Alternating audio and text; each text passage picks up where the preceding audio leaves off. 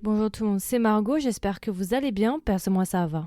Du coup aujourd'hui on se retrouve pour un nouvel épisode et aujourd'hui je vais vous parler de la télé-réalité coréenne qui s'appelle Battle of Fates, qui est du coup une télé-réalité qui vient de sortir, spéciale Disney+, et de 10 épisodes. Elle a été diffusée durant février et mars 2026. Alors là, je pense que ça va en plaire à plus d'un et plus d'une. Cette télé-réalité ressemble beaucoup à Possessed Love. Avant de commencer, si tu apprécies le podcast, n'oublie pas de t'abonner sur ta plateforme d'écoute préférée.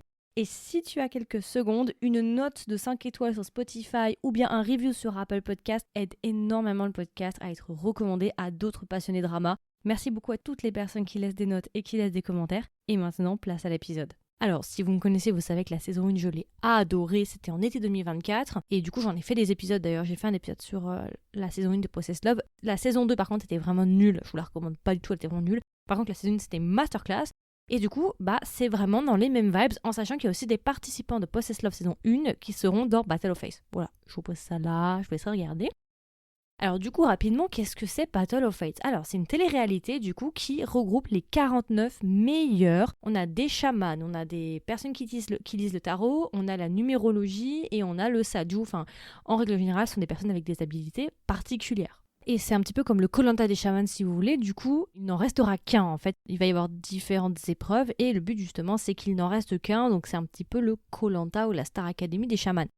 Globalement c'est ça. C'est vrai que bon moi déjà quand on me parle de télé-réalité surnaturelle, j'avoue je suis là, je suis une des premières clientes, bien évidemment si vous me connaissez vous le savez, Possessed Love c'est mon show préféré presque de tous les temps, donc forcément tu vois j'ai commencé. Et je vous avoue qu'en règle générale du coup c'était un show très très très très très addictif, vraiment j'ai beaucoup aimé. Même si vers l'épisode 4, je crois que c'est l'épisode 4, il est un petit peu redondant. C'est le début quand on doit éliminer parce qu'on va passer de 49 à 20, de 20 à 10. Après, ils vont passer finalement à 12, de 12 à 6, de 6 à 3 et après, il en reste un. Donc, je trouve que le premier début, la première session éliminatoire, je trouve qu'elle était un peu redondante, mais j'ai vu qu'ils avaient pas mal cuté, ils ont pas mal accéléré, donc voilà. Mais après, je trouve que quand même, ils ont essayé de faire des choses un peu différentes, voilà. Même si je trouve qu'à la fin du 10e épisode, ça commence un petit peu à s'essouffler, donc heureusement qu'il n'y a pas eu plus d'épisodes que les 10 épisodes. Donc voilà. En règle générale, alors bon, moi franchement j'ai en règle générale beaucoup aimé cette télé-réalité, je trouve que c'est assez sympa, surtout si on aime tout ce qui est les chamans en particulier, et c'est quelque chose qui nous intéresse. Je trouve que vraiment ça met un peu de lumière sur ça, parce que c'est quand même un aspect de la culture coréenne assez important en Corée du Sud, c'est quelque chose qui est quand même assez ancré, vous le voyez aussi régulièrement dans les dramas, et c'est très courant que les grands directeurs de grandes entreprises style Samsung, Hyundai consultent des chamans avant par exemple de signer des contrats. Et pas que d'ailleurs, mais tous les grands chefs d'entreprise, c'est très courant qu'ils aient justement consulté des chamans et d'ailleurs pas que chamans, aussi les tarots. Mais bon, le chamanisme c'est quand même très propre à la Corée du Sud, cette forme de chamanisme.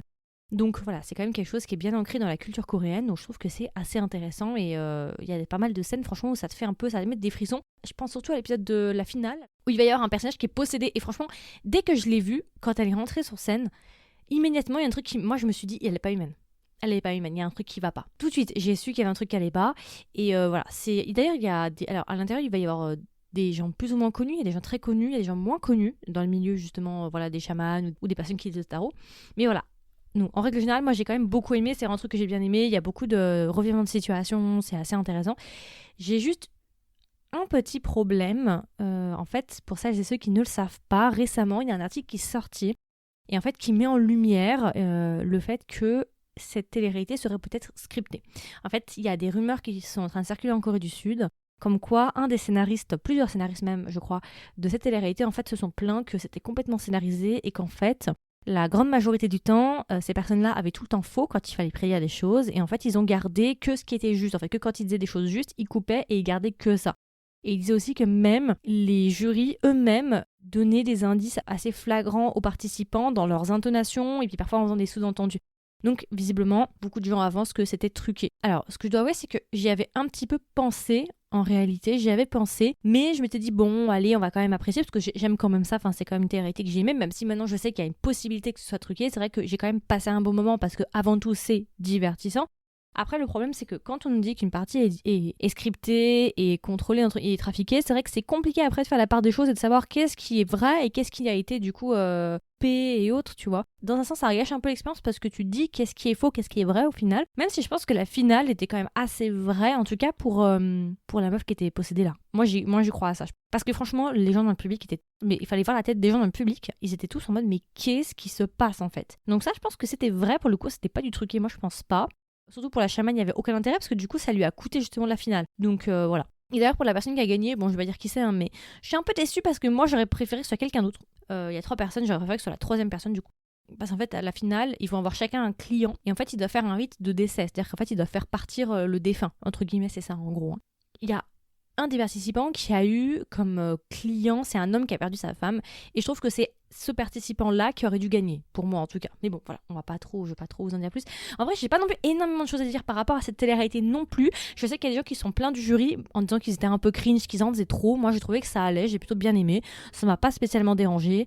En règle générale, j'ai passé un bon moment, même s'il y a des risques que ce soit scripté. C'est vrai que je m'y attendais un petit peu, donc bon, voilà, c'est un peu décevant. Mais bon, après ça expliquerait aussi pourquoi Ioul de Possessed Love n'est pas venu. Parce que je me suis dit, tiens, c'est bizarre, pourquoi Ioul n'est pas là et tout. Tuana, elle est là, mais Ioul, il n'est pas là. Ça pourrait s'expliquer de pourquoi il n'est pas venu, peut-être parce qu'il ne voulait pas être mêlé à ça. Bon, je ne sais pas. Mais voilà, franchement, en règle générale, ça reste quand même une télé-réalité assez intéressante. On verra si à l'avenir on aura plus d'informations, si ça a été truqué, à quel point ça a été truqué, qu'est-ce qui a été changé, pas changé, je ne sais pas. J'espère qu'on aura plus d'informations dans le futur. Mais voilà, en tout cas, ça reste quand même une recommandation. Après, voilà, n'ayez pas trop d'espoir ou voilà, dites-vous qu'il y a fort moyen que ce soit truqué. Mais bon, ça reste quand même divertissant. On le regarde aussi pour le divertissement. Donc voilà, je trouve quand même que c'est intéressant. Si on veut passer un bon moment, se donner des frissons, moi je dis pourquoi pas. Donc c'est quand même une télé-réalité que je vous recommande, qui a été quand même assez populaire. Après, moi je vous remettrai quand même, je vous recommanderais quand même Possessed Love si vous ne l'avez pas encore vu. Il y a un épisode qui a déjà été fait sur le podcast. Pour le coup, Possessed Love saison 1, ça j'ai énormément aimé. Mais c'est un dating show cette fois-ci. Une télé-réalité, mais plutôt tirée sur le romantique. Du coup, c'est avec des couples et tout. Et des chamans. Voilà, c'est à peu près tout en vrai. Je vais pas non plus trop vous en dire. Ça reste une recommandation. J'ai quand même passé un bon moment.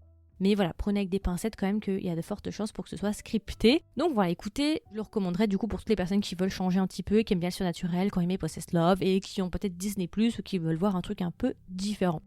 Donc voilà, écoutez, c'est à peu près tout. C'était juste un petit, c'est pas vraiment un épisode, c'est plus un post-it pour vous en parler, pour vous dire que je l'ai terminé et que je l'ai apprécié tout de même. Il y a des épisodes qui ont été faits aussi, enfin des reels et des TikTok qui ont été faits sur mes comptes respectifs sur les réseaux sociaux, donc vous pourrez aussi trouver ça. Et puis voilà, écoutez, comme d'habitude, n'hésitez pas à me donner vos retours. Qu'est-ce que vous avez pensé de justement Battle of Fate? Est-ce que vous l'avez aimé, vous ne l'avez pas aimé? Si vous ne l'avez pas encore vu, est-ce que vous comptez le voir et lui laisser une chance? Est-ce que vous avez vu Possessed Love aussi par la même occasion? N'hésitez pas à me dire tout ça. Il y aura une section commentaires si vous m'écoutez sur Spotify et sur YouTube. Et si jamais vous voulez être au courant des dernières sorties du podcast, n'hésitez pas à vous abonner sur votre plateforme d'écoute préférée. Et si jamais vous voulez m'aider et me soutenir, n'hésitez pas à me laisser une note. Et puis voilà, écoutez, je vous souhaite une agréable journée ou une agréable soirée. Et je vous dis à la prochaine pour un nouvel épisode. Bye bye!